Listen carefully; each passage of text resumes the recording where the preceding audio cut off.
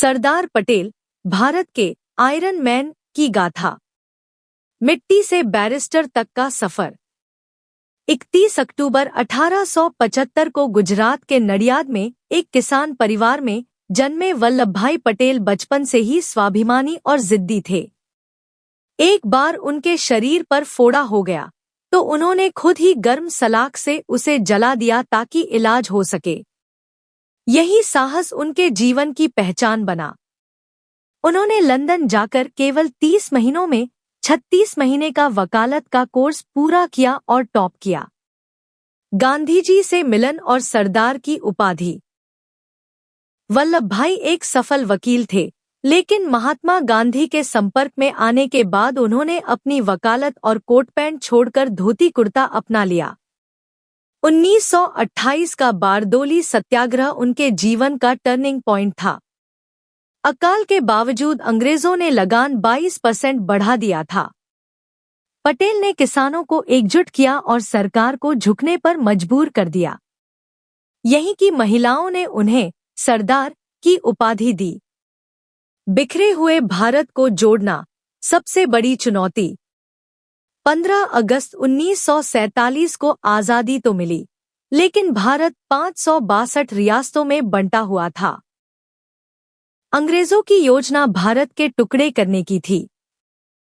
पटेल जानते थे कि अगर ये रियासतें अलग रहीं, तो भारत कभी शक्तिशाली नहीं बन पाएगा। कूटनीति। उन्होंने साम, दाम, दंड, भेद का सहारा लिया। अधिकांश राजाओं को उन्होंने प्रेम और देशभक्ति के तर्क से मना लिया। हैदराबाद और जूनागढ़। जब हैदराबाद के निजाम ने पाकिस्तान से हाथ मिलाने या स्वतंत्र रहने की कोशिश की, तो पटेल ने ऑपरेशन पोलो, पुलिस कार्रवाई के जरिए उसे भारत में मिला लिया। जूनागढ़ के नवाब को भी भागने पर मजबूर कर दिया। आधुनिक भारत के निर्माता। सरदार पटेल केवल रियासतों को जोड़ने वाले ही नहीं थे, बल्कि उन्होंने आधुनिक भारत के ढांचे की नींव भी रखी। आईएएस और आईपीएस।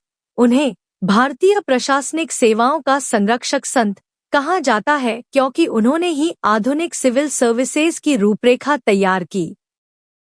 सोमनाथ मंदिर। उन्होंने ही सोमनाथ मंदिर के पुनर्निर्माण का संकल्प लिया था।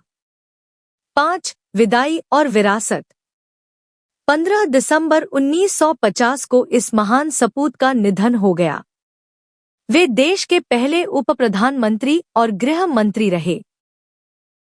साल 2018 में उनके सम्मान में दुनिया की सबसे ऊंची प्रतिमा Statue of Unity 182 metre Gujarat में बनाई गई, जो उनकी मजबूती और एकता का प्रतीक है।